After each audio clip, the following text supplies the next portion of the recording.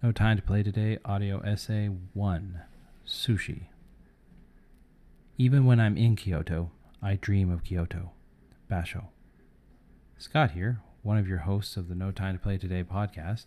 I won't be on this week's main episode. I'm on that field assignment that you call life. In the light of the main show being ensnared by flashy jumbo screens and the booming stereos of E3, I wanted to set up a small folding table on the balcony just outside that electric circus to give you a quiet moment. Board game moment, so you can catch your breath from all these video game trailers and teaser hype. So, grab a beat-up chair, plate of food, and join me under the evening sky for a little cardboard chat. Come, let me tell you about sushi.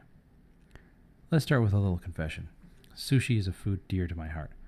As a recovering picky eater, sushi was a culinary milestone. A moment when, for one night, I wasn't the young man whose diet consisted of frozen pizzas, plain chips, and a bottle of Coke. Sashimi, maki, tempura, these foods were delicious and exotic at first bite, making me feel adventurous, even worldly. A hint of this, these feelings of being cultured and sophisticated, they were at play when I cracked open the tin box of Sushi Go. Gazing upon the beautifully drawn anime sushi cards, I immediately knew that I was going to fall in love with it. This simple card drafting game had become the most played and widely played game in my collection. I've convinced people of all ages and temperament to look at a hand of cartoon sushi cards, select one, and pass the rest to the person on their left, repeating until every player had a colorful tableau of sweet rice rolls competing for the top score. The simple draft of Sushi Go captures that stir in your stomach when a huge plastic tray of fishy delights is passed before you, etiquette demanding that you only choose one morsel, just one, making each hand of Sushi Go an exercise in departures, longings hidden in each imperfect selection, fleeting moments of choices. That's the beauty of Sushi Go. And yet, despite its theme being captured so well, you can almost hear the clatter of the dishes, the noise of the busy restaurant behind you as you make your choices.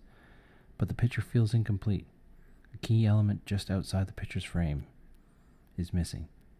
It took me a while to put my finger on it. You see, Sushi Go is only one sushi game. In fact, it's part of a large family of Japanese food-themed games.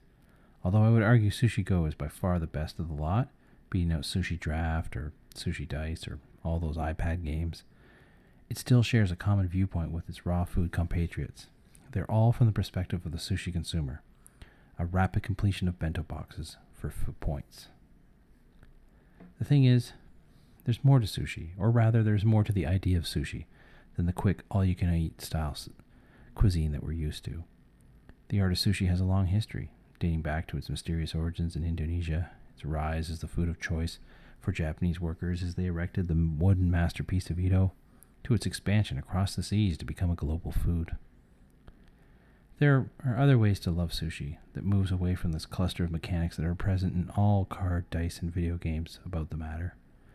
In researching for this essay, I uncovered countless possibilities, such as the first sushi carts that serviced the workers constructing the wooden capital of Ito would be a great place to have a battle of area control for the best rivers or roadways and worker placement for the completion of meals. The expansion of sushi's cuisine into western United States at the turn of the 20th century could easily serve as the basis for a food chain magnet-style game of restaurant domination.